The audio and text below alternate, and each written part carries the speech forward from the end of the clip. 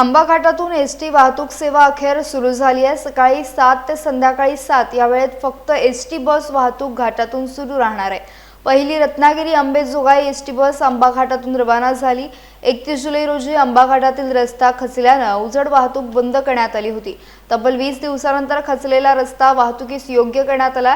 आमदार किरण सामंत यांच्या विशेष प्रयत्नांमुळे एसटी सेवा सुरू झाल्याची माहिती आहे। काल आमदार किरण सामंत तसेच कोल्हापूर आणि रत्नागिरी जिल्ह्याच्या जिल्हाधिकाऱ्यांनी घाटाची पाहणी केली होती। दरम्यान खासगी बसेसना अद्याप घाटातून प्रवासाची परवानगी नाही आहे। घाटात सुरक्षेच्या उपाययोजना सुरू आहेत। एसटी सेवा सुरू झाल्याने सामान्य प्रवाशांचा आर्थिक भुर्दंड टळलाय। अवजड वाहतूक सुरू करण्याबाबत अद्याप निर्णय झालेला नाही।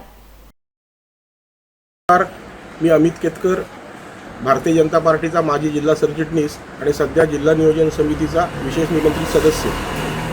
गेले 20 दिवस आंबा घाट बंद होता। अवजड वाहनं पूर्ण बंद झाली होती। एसटी वाहतूक बंद झाली होती।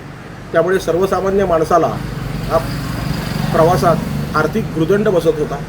मात्र काल आमच्या ह्या मतदारसंघाचे सन्माननीय आमदार श्री किरण भैया सामंत आणि रत्नागिरी जिल्ह्याचे कलेक्टर यांनी आंबा घाटाची पाहणी केली आणि त्यानंतर हा आंबा घाट सकाळी 6 वाजल्यापासून संध्याकाळी 6 वाजेपर्यंत सर्व प्रकारच्या वाहनांकरता खुला करण्यात आला असा निर्णय काल झाला। आणि त्या निर्णयाप्रत आज सकाळपासून एस टीची रत्नागिरी ते कोल्हापूर मार्गावरची आंबा घाट मार्गे वाहतूक सुरू झाली आहे। त्यामुळे सर्वसामान्य प्रवाशांना खूप मोठा दिलासा मिळाला आहे। या भागामध्ये व्यापार करणाऱ्या सर्व व्यापाऱ्यांना देखील हा दिलासा मिळालेला आहे, कारण त्यांचा कोल्हापूरहून येणारा माल जो खूप लांबनं येत होता आता तो नेहमीच्या मार्गाने येईल। त्यामुळे भाडे बाकी सगळ्या गोष्टी त्या आटोक्यात येतील।